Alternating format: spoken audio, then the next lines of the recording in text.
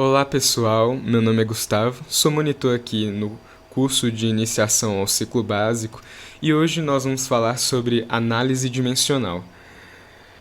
Então, antes da gente ir para análise dimensional mesmo, nós precisamos saber qual é a unidade de medida de cada uma das grandezas que estão envolvidas no problema que a gente estiver abordando.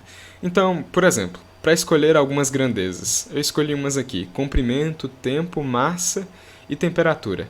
Quais são as unidades de medida dessas grandezas no SI?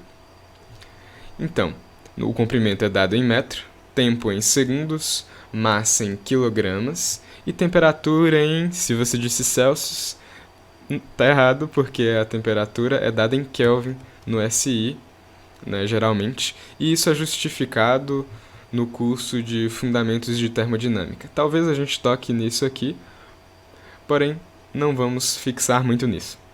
E já para dar uma trabalhada nisso, como é que a gente faz a análise dimensional de alguma fórmula ou de alguma coisa que aparece no nosso problema? Por exemplo, velocidade.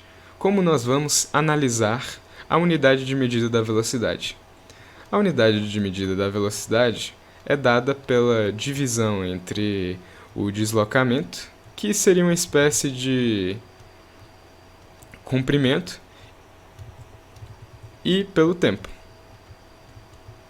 E aí a gente usa esses colchetezinhos para indicar que nós estamos buscando a unidade de medida. Então, a unidade de medida do deslocamento, como eu disse, né, seria a mesma do comprimento, metro, e a unidade de medida do tempo é dada em segundos, como a gente viu anteriormente. Então, a unidade de medida da velocidade é dada em metros por segundo.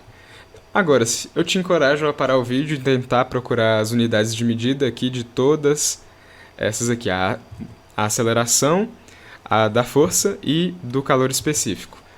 Tente procurar a unidade de medida de cada um deles. Então, julgo que você parou o vídeo e tentou por si mesmo. Então, vamos lá. A unidade de medida da aceleração seria a unidade de medida da velocidade, que a gente já encontrou, que é metro por segundo, dividido por a unidade de medida do tempo, então, que é segundo. E aí aqui é uma divisão de fração. A gente conserva a de cima e multiplica pelo inverso da de baixo. E aí nós temos aqui o nosso resultado, que é a unidade de medida da aceleração, metro por segundo, ou metro por segundo ao quadrado. Agora, a unidade de força. Força é dada pela unidade de massa, que seria quilos no SI,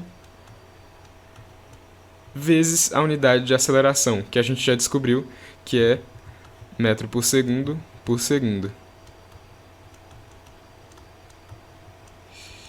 E aqui não tem muito para onde fugir, é só a gente multiplicar mesmo, e isso aqui vai dar quilograma vezes metro por segundo.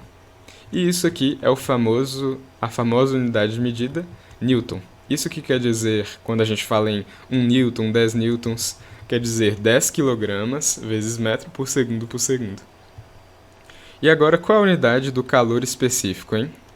A gente vai passar essa temperatura e essa massa que está aqui para lá, para o outro lado da igualdade, dividindo, né, já que elas estão multiplicando, e aí nós ficamos com isso, com essa expressão aqui. A quantidade de calor dividido pela massa vezes a temperatura. E qual é a unidade da quantidade de calor aqui? Pelo SI é dada em Joule. Joule por si só é uma unidade em homenagem a um cientista e a gente pode achar ela aí também em outras continhas. E a massa é dada em quilogramas e a temperatura é dada em Kelvin. A gente poderia substituir isso aqui também, colocando em outra escala. Joules seria dado por calorias. Quilogramas ao invés de quilogramas seria em gramas. Então, a gente poderia usar também, no caso, caloria por grama e graus Celsius. a gente poderia fazer dessa forma também.